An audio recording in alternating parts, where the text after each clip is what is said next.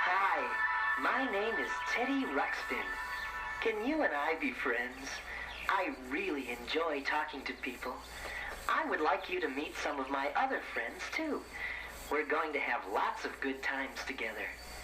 Now, listen to this sound. That sound reminds you to open the book to page 1. Each time you hear that sound again, you turn a page, okay? There's a picture of Grubby. He's been a good friend of mine for a long time. Say hello to our new friends, Grubby. Oh, hi there. How are you? Remember, turn the page. Hey, Grubby, do you remember this song? Yeah, I sure do. Your friend is what I'd like to be. Your friend, 'cause I like you. Do you like me? My friend, I'd like for you to be. My friend, I'm nice to you, you're nice to me. Friendship is a lovely word. It makes a lovely sound. Friends are people that you like and like to be around. Your friend is what I'd like to be. Your friend, 'cause I like you, do you like me? Of course, Grubby. My friend, I'd like for you to be. My friend, that's you, my friend. I'm nice to you, you're nice to me. Friends are people that you know when they have things to do. Friends are there to lend a hand when there are things that you must do. That's what friends are for. Your friend, Your friend is what I like to be. your friend, 'cause I like you. Do you like me?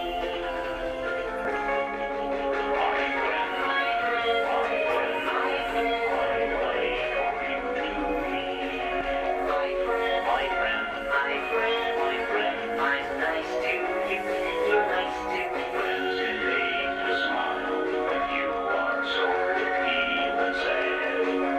And friends will make you happy. And I'm glad I have you for my friend. My friend.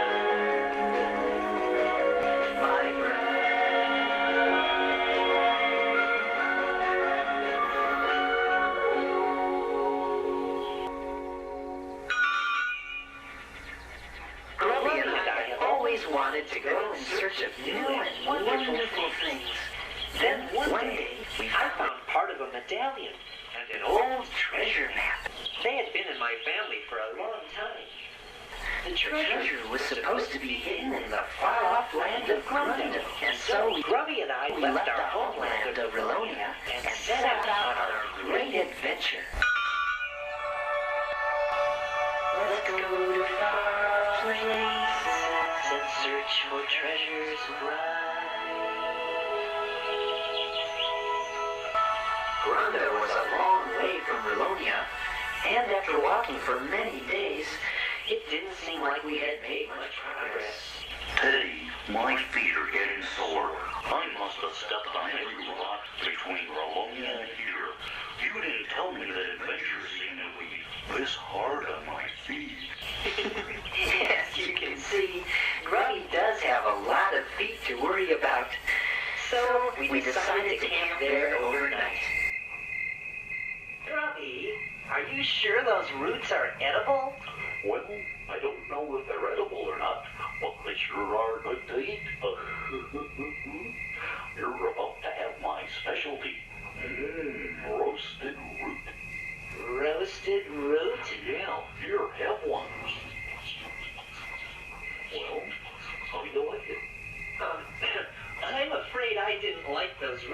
much as Grubby did, but I didn't want to hurt his feelings. Teddy, do you miss home any? Yes, I guess I do a little. But we've only been gone a few days. Well, I know, but you're the first Iliop to leave Rolonia in a long time.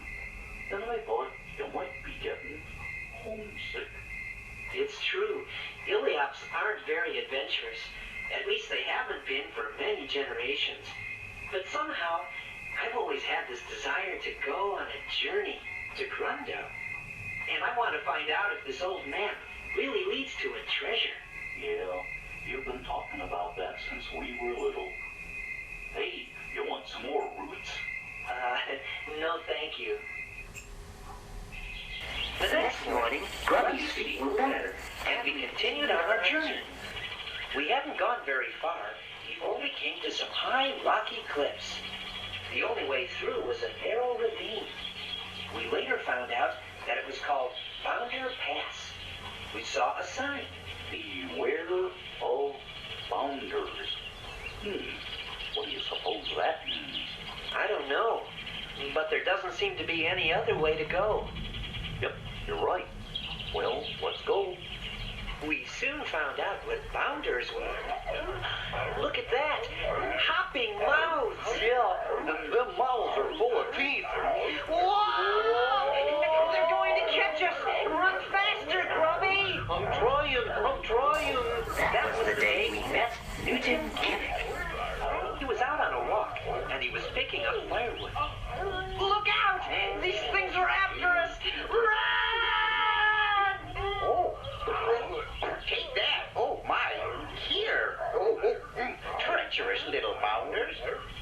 As each bounder got close, Gimmick put a piece of firewood upright in its mouth, so they couldn't bite anymore.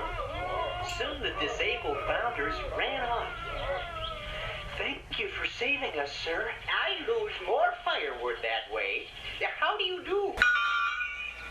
Oh, hello there. My name is Newton, but everyone just calls me Gimmick. Say, aren't you an Iliop? Yes, I am.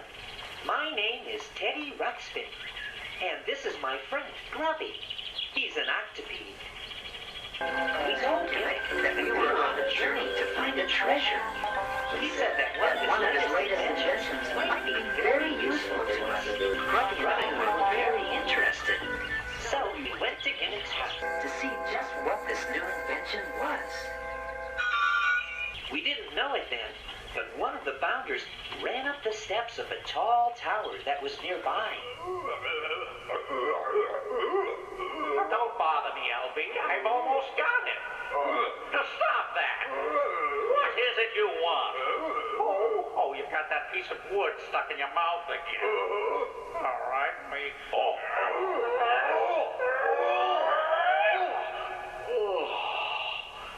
Guess what? It seems that someone named Tweeg lived in that tower, and LB, the leader of the bounders, worked for Tweeg. Guess what? Be quiet. I'm sure I've got the right combination this time. Just think, to actually make gold out of buttermilk. Gold out of buttermilk. Gold out of buttermilk. Tweed, the closest you've ever come to making gold is a buttermilk donut. LB, how many times do I have to tell you? The name is Tweeg. Tweeg. Hey, Tweed, Gimmick has visitors. Listen, I thought I told you to be quiet. Gimmick has visitors? Yup, 2 of them. I knew that Gimmick was up to no good. I've always known he wanted to steal my formula. Yeah, he's probably dying to make buttermilk donuts. We found out that Tweeg really wants to get rich, but he doesn't care how he does it. And so, he doesn't trust anyone else. Through his spyglass, Tweeg saw Gimmick, Grubby, and me sitting on Gimmick's front porch. You're right, LB. There they are. They must be making plans to attack. LB, run down there and find out what they're saying. Run down and find out what they're saying. Run down and find out what they're saying. Meanwhile, Tweeg was loading his cannon. Okay, this'll teach Gimmick a thing or two. What was that? Oh, nothing. It's just Tweed firing his cannon at us. Wow! Oh, don't worry. It's been going on ever since I moved here. It used to bother me, too, until I realized that he is, without a doubt, the world's worst shot. The cannonball landed harmlessly a little ways away. There were other cannonballs, too, all around Gimmick's house. As long as he's shooting at my house, it's probably the safest place in the valley to be. Grubby and I really trusted Newton Gimmick. We told him about the journey we were on, and we showed him the old treasure map. Now, let's see. This is indeed an old map. It says here that the treasure is in the ancient, hard-to-find city, which lies high in the treacherous mountains. I've heard that they are impossible to climb, which brings me to why you were fortunate to have met me. Come with me. The fact is, I'm something of an inventor. Oh, yes, indeed. We discovered that Gimmick is a marvelous inventor. Oh, I think marvelous inventor might be exaggerating. It would probably be sufficient to say, wonderful inventor. We also discovered that Gimmick is modern. Yes, here it is. Gentlemen, this is my latest invention. I call it an airship. It looks like a boat. Well, as a matter of fact, it did start out to be a boat, but then I realized I'm not very close to water. No, you're not very close to water. Yeah, it would be kind of good for a boat to be close to water. Precisely. That was my exact conclusion. But then the idea hit me. If a boat could float on water, it could also float on air. If the air is hot, that is. Gimmick explained that by pumping hot air into a giant airbag under the ship, the hot air would rise and cause the ship to lift off the ground. It sounded logical, but somehow something didn't seem quite right. With this airship, we can fly as high and as free as a bird. We can fly right over the treacherous mountains to the hard-to-find city. That's wonderful. You are more than welcome to share the treasure, if we're lucky enough to find it, that is. All right, let's get underway. If you fellas can begin loading this firewood, I'll go inside and pack some provisions. All right. As Gimmick walked up to his house, he was still carrying the rolled-up map. Suddenly, LB jumped out at him. Horrid little bounders.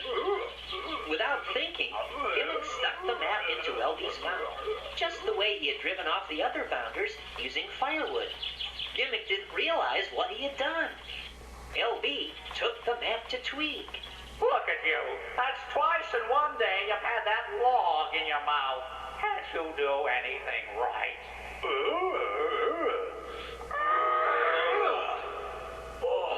Can't I do anything right?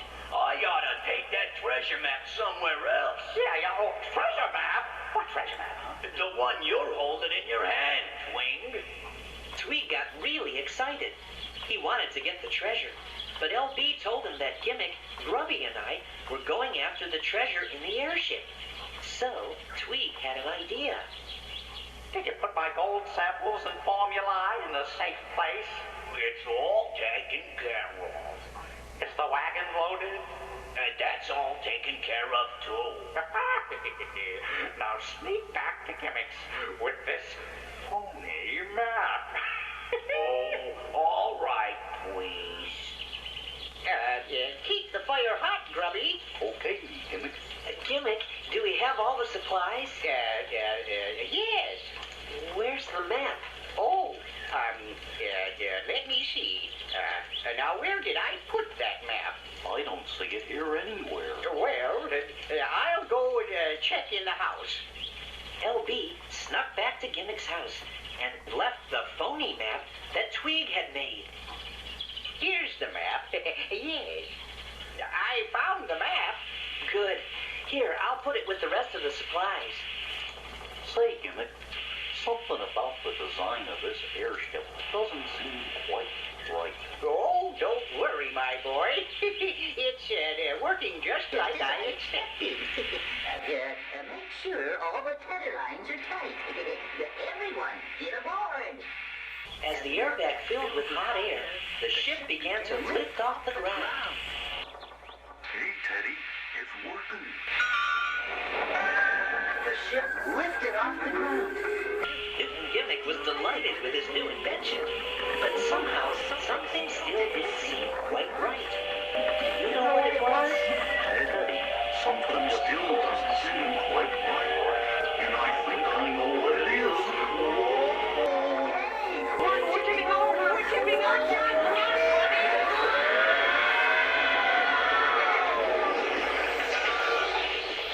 The airship had turned upside down and crashed. Apparently, something wasn't quite right. Oh, really? Maybe it was the hot airbag trying to get out from under the ship? Yes, Grubby. That may be it. What Grubby said was correct. By any chance, did you expect what would happen? We discovered that the hot air should pull the ship up into the sky, not push it, which meant that the ship would have to be suspended by ropes from the airbag. Indeed, Teddy.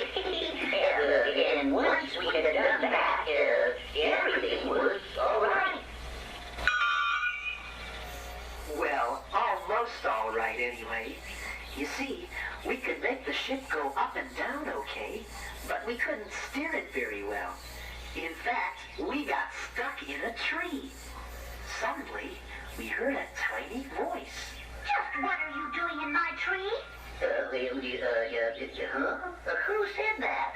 I said that and I'll say it again. Just what are you doing in my tree? We discovered that the voice was coming from a tiny flying lady. Hey, would you look at that? What is it? I'm a wood sprite. Oh, no. There is no such thing as a wood sprite. Oh no? And I suppose there's no such thing as a big bag of air stuck in my tree. But there it is, big and white. She was a real wood sprite, no bigger than a bird, and very pretty. Well, how about moving this bit? Oh. Do you really think I'm pretty? Oh yes, I certainly do. Oh, aren't you sweet? And who are you? Well, I'm Teddy Ruxpin, and this is Grubby, and this is Newton Gimmick. How do you do? How do you do? How do you do? My name is Leota. I'm pleased to meet you, and I'm sorry if we damaged your tree. Oh, that's all right. Is there anything I can do to help? Well, I'm not sure. You do understand the simple basics of aerodynamics, don't you? Huh? Leota showed us how to get down out of the tree. Then she gave us some ideas about steering the airship. Now, in order for your airship to move in any given direction, you must apply a force in the opposite direction, such as this large, manually driven propeller. Then you would have to know something about the effect of wind and various aspects of navigation. It's very simple. Well, it all sounded very confusing at first, but Leota had been flying all of her life and knew just what we should do to make the airship work. And so at last the airship flew perfectly. As the airship lifted off the ground, We said goodbye to Leota. Goodbye! Goodbye! Goodbye. Goodbye, everyone! And we were off on our way to Grundo in search of adventure and maybe to find a treasure. Grubby and I had met two new friends, Newton Gimmick and Leota the Wood Sprite. we liked Newton Gimmick because he loved to discover new and wonderful things. and we looked forward to the many adventures that we would have. And I think we started to learn that it probably wouldn't matter too much if we ever found the treasure or not. The important thing would be the people we would meet and the things we would discover along the way. And if our dream's a good one, and if we see it through, then the wondrous dream we dream tonight someday just might come true.